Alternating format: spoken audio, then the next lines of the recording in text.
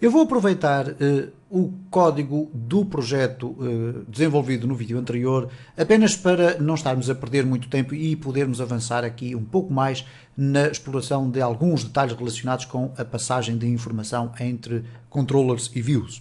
Fiz aqui uma pequeníssima alteração.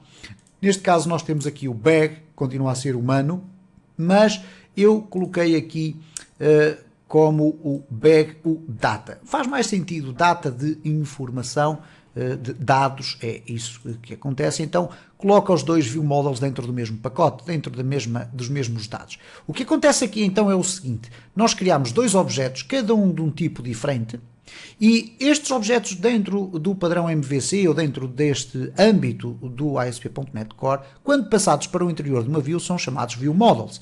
No entanto, uma view apenas permite a passagem de um view model. Isto é, se nós chegarmos aqui e tentarmos colocar, por exemplo, aqui, eu também quero apresentar, imaginem, também queria apresentar aqui, para além do humano, queria apresentar o model ASP8.viewModels.automóvel. O sistema vai-me então informar que eu só posso utilizar um modelo por cada documento. E tínhamos visto isto, penso eu, no vídeo anterior. Então, neste caso, o que nós vamos fazer aqui é o seguinte. Nós não temos aqui a possibilidade de usar o humano somente para podermos apresentar os dados todos, quer do humano, quer do automóvel. Vamos colocar aqui o bag. E quando colocamos ali o bag, o que vai acontecer então é que podemos utilizar os dois models que vêm lá dentro. Neste caso, nós temos aqui os dois models. Quero chamar a atenção para um detalhe que é o seguinte. Nós temos aqui humano e automóvel. Vamos imaginar que nós queríamos colocar aqui também humano e queríamos colocar aqui automóvel. A questão aqui é que vamos deixar de ter aqui o objeto homem e carro, porque eles foram substituídos por estas palavras. Eu vou colocar aqui humano e vou colocar aqui automóvel. E vocês poderão pensar, bom, mas isto vai criar um sarilho enorme, porque este humano e aquele humano são exatamente a mesma coisa? Não, de facto não são. Este humano é o nome deste objeto que nós aqui temos, enquanto que automóvel será este que aqui está. Bom, o que acontece é o seguinte, reparem, se eu fizer um duplo clique aqui em humano, não há mais nada a indicar que humano exista aqui dentro do meu layout, ou neste caso do meu interface. Mas se eu fizer um duplo clique aqui em humano, ele vai me identificar claramente qual é o objeto ao qual eu me estou a referir. Okay? Então nós passamos, e o mesmo acontece com o automóvel, como é normal. Então nós passamos os dados e os dados vieram então aqui para o index. Vamos fazer aqui o seguinte, vamos colocar aqui um HR e vamos carregar uma partial view e vamos verificar então se os dados passam para o interior de uma partial view. Então vamos criar uma partial view e para o exemplo que nós estamos aqui a fazer, em vez de irmos clicar aqui com o botão direito do mouse e selecionar criar uma nova view, etc., eu vou simplesmente fazer o seguinte, eu vou fazer um Ctrl+C, Ctrl+V e criei uma cópia deste fecheiro. Então eu vou aqui nesta cópia do fecheiro, vou fazer um clique e depois outro clique a seguir, ao fim de algum espaço, e vou colocar aqui _partial. O parcial vai ter o mesmo código que nós tínhamos anteriormente. Eu vou retirar tudo o que está aqui e o que vai acontecer então é o seguinte. Eu vou colocar aqui um H3 indicando view parcial. Ok? E na view parcial eu posso colocar aqui então o código que eu bem entender. O que acontece é o seguinte. Eu vou colocar aqui a view parcial deste lado. O que acontece é o seguinte.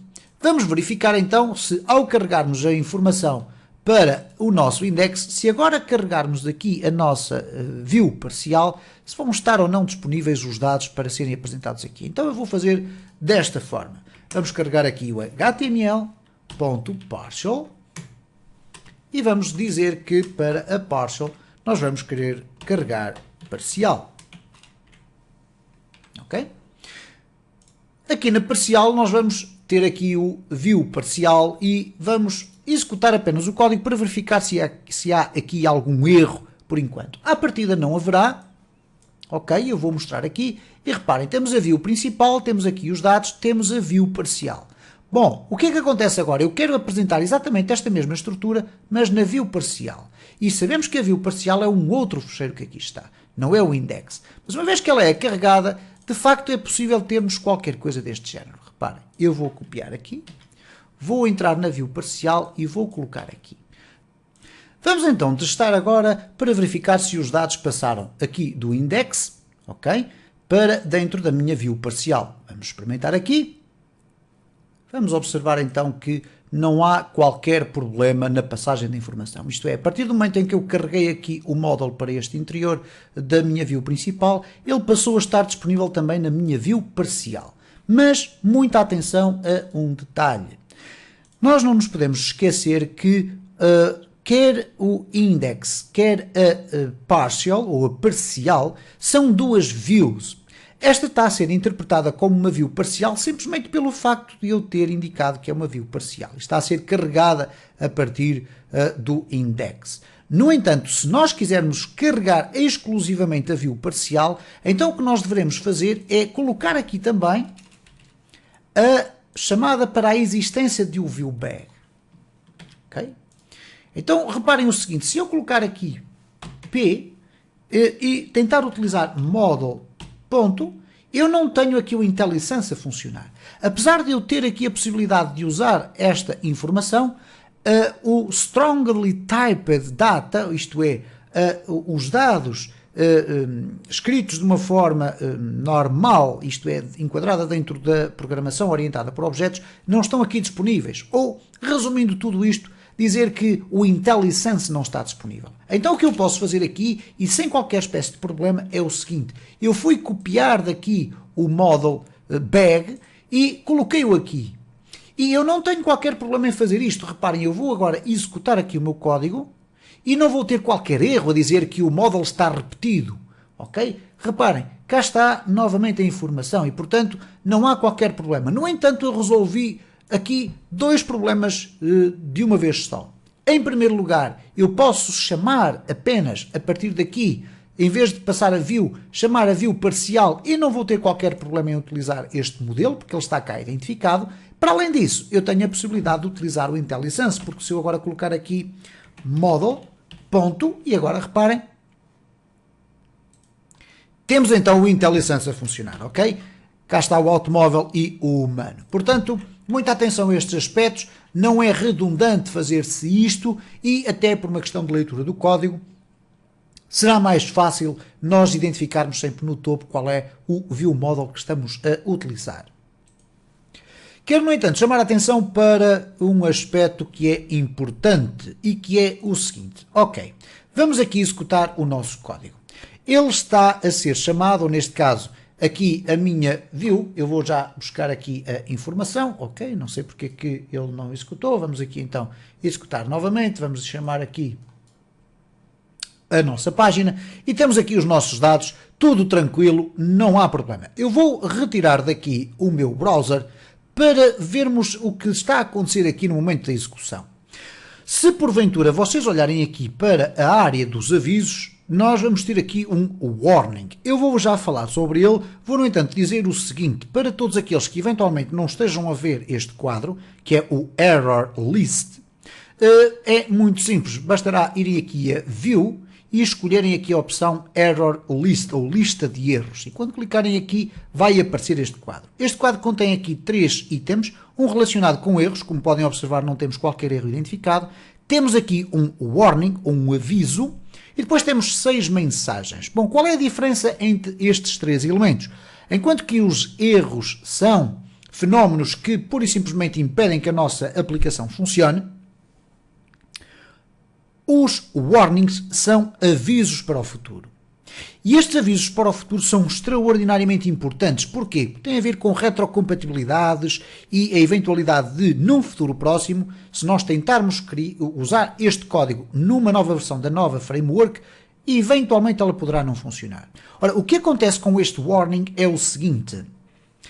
O uso do HTML partial poderá resultar numa deadlock da aplicação. Ora, o que é que isto significa? Como nós estamos a dizer, carrega para aqui o conteúdo do fecheiro parcial, o sistema vai fazer o quê? Vai, obviamente, no servidor onde estiver alojada a minha aplicação, carregar o conteúdo desta informação ou deste fecheiro e colocá-lo aqui dentro.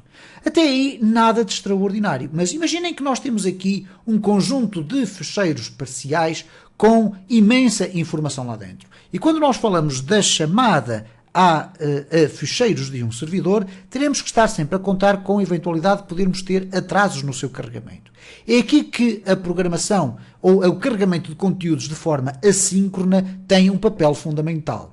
Bom, o que acontece aqui é o seguinte: como ideia base, o sistema diz-nos o seguinte, é de considerar a utilização do elemento partial, ou então o HTML Helper Partial Async. Async é uma expressão utilizada para definir assíncrono. Assíncrono significa pedir para carregar, esperar que venha o resultado desse carregamento e depois apresentar. Okay? E essa espera não é uma espera que impeça que a nossa aplicação continue a funcionar, ela irá resultar depois numa resposta muito à semelhança do que funciona, da forma como funcionam os mecanismos de chamadas de AJAX em JavaScript. Bom, então o que é que nós poderemos fazer aqui? Em vez de utilizarmos aqui o HTML Partial, até porque na documentação está indicado, na documentação da Microsoft, que eventualmente este tipo de helper poderá desaparecer ou transformar-se num erro em futuras versões da framework, o que nós devemos fazer é o seguinte: partial name parcial. Estamos aqui, vamos agora fechar este elemento, estamos aqui a fazer uma chamada à inserção da view parcial de outra forma, mas desta forma nós não vamos ter qualquer erro. E eu vou executar aqui, o browser vai ser aberto num outro monitor, mas reparem que o warning desapareceu. Já agora as outras 6 mensagens têm a ver apenas com elementos que nós deveremos alterar no sentido de seguirmos algumas filosofias mais ou menos consonantes com aquilo que todos os programadores usam. Neste caso ele está-me a dizer que deveria ser escrito com uppercase characters, a palavra nome, o apelido, a marca, a cor e o humano. O que ele está basicamente a referir-se é ao facto de eu ter definido aqui nome, apelido, marca, cor, humano, automóvel, com letra minúscula no início. E reparem que existem aqui 4 pontinhos que me indicam exatamente isso. Uma convenção ou uma regra que foi violada na atribuição dos nomes. Não é um erro, é apenas uma informação, nem sequer se trata de um aviso. O sistema irá sempre funcionar da mesma forma, mas neste caso ele aconselharia que eu colocasse aqui nome, apelido, marca, cor, humano e automóvel. E reparem como os avisos que eu tinha antes pura e simplesmente desapareceram. Obviamente que depois terei que ter atenção que tudo isto foi alterado, teria que normalizar aqui o meu código, mas penso que ficou bem explicado aquilo que envolveria então a transformação do código, no sentido de não termos qualquer erro, qualquer aviso e qualquer mensagem indicada cá em baixo neste quadro.